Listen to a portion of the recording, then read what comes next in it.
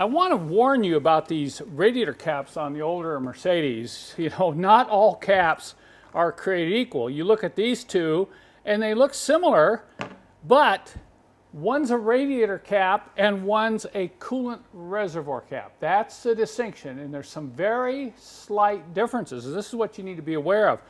If you end up getting a radiator cap, it's going to fit almost too tight on a coolant reservoir. You can't even get it all the way on. And if you look closely at these two caps, you'll see a difference in the height. The radiator cap is a little bit deeper than the coolant reservoir cap.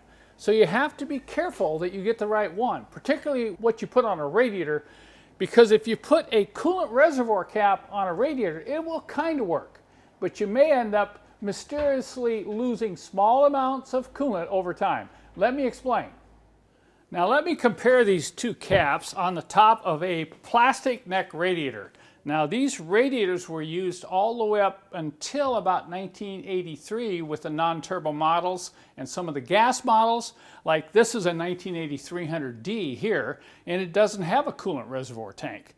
So it's going to take a little bit different cap. Now watch as I put this cap on. This is the cap that came off the coolant reservoir, and you put it on there and you turn it down and it fits, but it doesn't really feel very tight when you lock it in. Once again, you have a difference in the depth. Now we're going to take the cap that's intended for a radiator and watch the difference. As you pull it around and you lock it in, it goes down really tight. So what this means is it's going to hold a little bit better pressure, and you're not going to have that problem of coolant leaking out this overflow hose and going on the ground, and you literally don't know where it's going.